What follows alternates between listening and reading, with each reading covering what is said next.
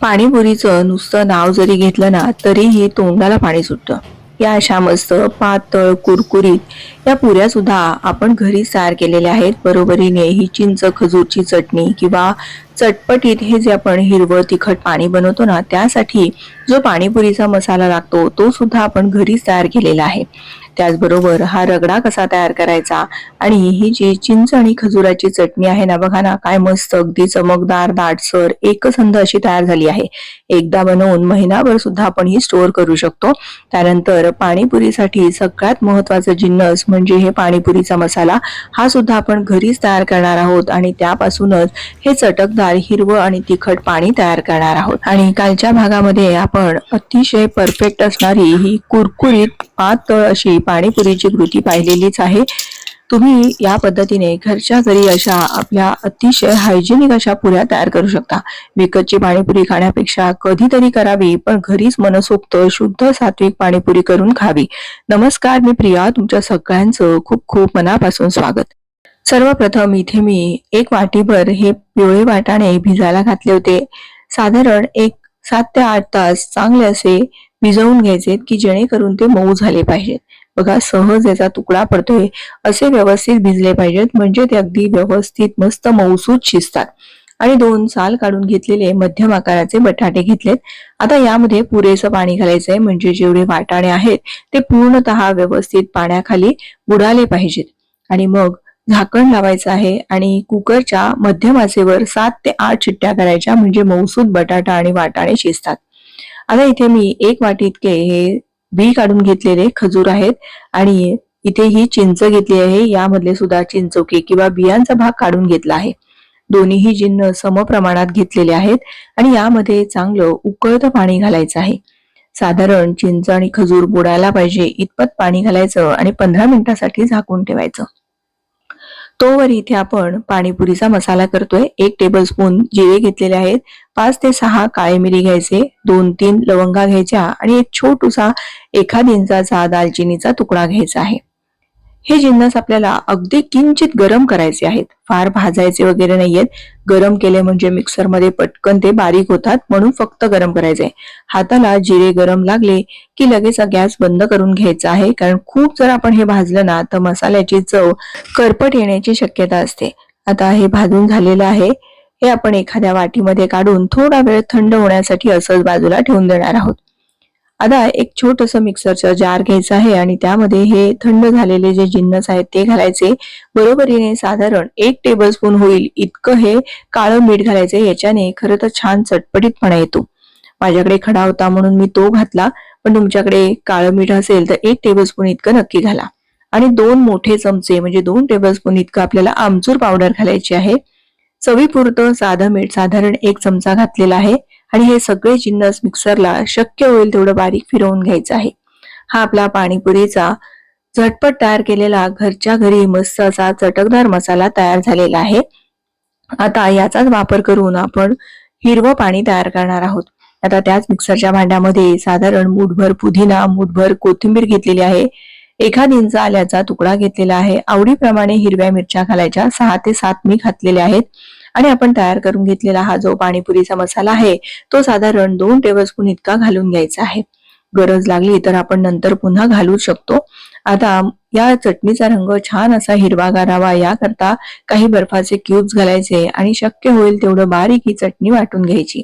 अगदी गरज वाटली तर थोडंसं तुम्ही यामध्ये थंड पाण्याचा सुद्धा वापर करू शकता. आता आपल्याला कितपत पातळ हे पाणी हवं आहे त्या अंदाजाने पाणी यामध्ये वाढवायचं आहे.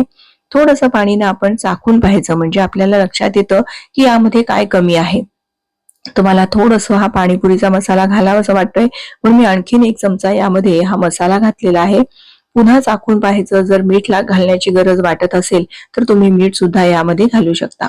मी पुन्हा एकदा चाखून पाहिलं पण आता पाणी थोडंसं मीठ कमी वाटतंय म्हणून मी यामध्ये मीठ घातलेलं आहे आणि हे आपलं आता परफेक्ट हे पाणीपुरीचं थंडगार पाणी तयार झालेलं आहे.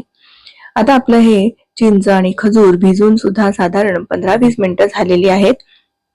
बघा मस्त अशी चिंच मऊसूत भिजलेली आहे कारण आपण उकळतं पाणी यामध्ये घातलं होतं. आता त्याच मिक्सरच्या भांड्यामध्ये हे सगळे जिन्नस काढून घ्यायचे आहेत. खजुरामुळे ना मस्त असा दाटसरपणा या चटणीला येतो आता हे मिक्सरला अगदी फाईन असं वाटून घ्यायचं आहे. पण चिंचेमध्ये ना काही अशा त्याचे शिरांचा भाग असतो, तो सगळा विलग होण्यासाठी हे आपल्याला असं एखाद्या चाळणीतून गाळून घ्यायचं आहे. म्हणजे जर काही चिंचेमध्ये बघा हे असे तण असतात ते सगळे निघून जातात. आता एक वाटीभर इतका गुळ घ्यायचा, जेवढी आपण चिंच घेतली होती तेवढंच गुळाचं प्रमाण इथे घ्यायचं आहे. कारण आपण यामध्ये खजूर सुद्धा घातलेला आहे, खजुराचा सुद्धा गोडवा यामध्ये आहेच. आणि हे एकदा चांगलं असं मिसळून घ्यायचं. गूळ जसा विरघळत जातो ना तसं हे मिश्रण थोडंसं सैलसर होतं. आता यामध्ये 1 चमचाभर मी काश्मीरी मिरचीचं लाल तिखट घातलेलं आहे, 1 चमचा भाजलेल्या जिऱ्याची पूड आणि 1 चमचा हे काळं मीठ आहे. याच्याने छान असा चटकदारपणा आपल्या या चटणीला येतो. आणि अगदी या छोट्या चमच्याने 1 चमचा मी काळ्या मिरीची पूड घातलेली आहे आणि चवीपुरतं आपलं साधं मीठ घालायचं आहे. आता हे सगळे जिन्नस एकदा व्यवस्थित मिसळून घ्यायचे आहेत आणि मग त्यानंतर ही आपल्याला चटणी थोडीशी शिजवायची आहे. कारण आपण यामध्ये जे गूळ घातलेला आहे ना ते सुद्धा यामध्ये एकजीव झालं पाहिजे आणि चटणी बरेच दिवस हे असं शिजवून घेतल्यामुळे चांगली टिकते. आता पूर्णतः गूळ विरघळल्यानंतर बघा चटणीला अगदी छान टेक्स्चर आलेलं आहे. कारण आपण नुसतं चिंच आणि गुळाचा वापर न करता खजुराचा सुद्धा वापर केला आहे. ही चटणी तुम्हाला कुठल्याही चाट सोबत खाण्यासाठी उपयुक्त आहे. म्हणजे तुमची पाणीपुरी, रगडा, भेळ किंवा दहीवडा, कचोरी कशाबरोबरही ही चटणी, समोसा, ढोकळा सगळ्या बरोबर उपयोगी येते. गूळ विरघळल्यानंतर चांगली अशी या चटणीला 5 मिनिटं उकळी येऊ दिली आणि आपली ही चटणी बनवून तयार झालेली आहे. थंड झाली की काचेच्या बरणीमध्ये भरून फ्रीजमध्ये तुम्ही 1-2 महिने स्टोअर करून ठेवू शकता. आपली चटणी तयार आहे. आता इथे आपण रगडा तयार करून घेतोय. त्याकरता बघा हे वाटाणे सुद्धा अगदी छान मऊसूत असे शिजलेले आहेत. असे व्यवस्थित मऊसूत शिजायला हवेत. त्यामुळे एक 5 ते 6 शिट्ट्या करून घ्यायच्या आहेत. आता यामध्ये चवीपुरतं मीठ घालून घ्यायचं. बाकी आपल्याला या रगड्यामध्ये विशेष असं काहीच घालायचं नसतं. बटाटा आणि वाटाणे यांचंच हे मिक्सचर असतं. यामध्ये तुम्हाला जर आवडत असेल तर तुम्ही यामध्ये हळद आणि थोडंसं जिरेपूड घालू शकता. पण मी यामध्ये काहीही घालणार नाहीये. आपला हा रगडा बनवून तयार झालेला आहे. आता या आपल्या पुऱ्या आहेत. याची रेसिपी पाहायची असेल तर मी तुम्हाला डिस्क्रिप्शन मध्ये लिंक देतेच. अतिशय परफेक्ट अशा या आपल्या पाणीपुऱ्या बनवून तयार झालेल्या आहेत. या पाणीपुऱ्यांचं वैशिष्ट्य म्हणजे बघा ना दोन्ही पापुद्रे अतिशय पातळ असे तयार झालेत. नाहीतर कधी कधी एक पापुद्रा जाड एक पापुद्रा पातळ असं न होता परफेक्ट आपली पाणीपुरी तयार झालेली आहे. आता आपण ही पाणीपुरी सर्व करूया. बघा मस्त अशी कुरकुरीत छान अशी आपली पाणीपुरी तयार झालेली आहे. आणि मग हा रगडा यामध्ये घालायचा. बरोबरीने ही आपली चिंच खजूरची चटणी बघा थंड झाल्यानंतर अतिशय मस्त दाटसर अशी तयार झालेली आहे. आणि आपण हे तयार केलेलं हिरवं चटपटीत पाणी यामध्ये जर तुम्हाला आवडत असेल तर तुम्ही थोडंसं बारीक चिरलेला कोथिंबीर आणि कांदा घालू शकता. वरून थोडी बारीक जी नायलॉन शेव असते ना ती घालायची आणि आपली ही पाणीपुरी बनवून तयार झालेली आहे.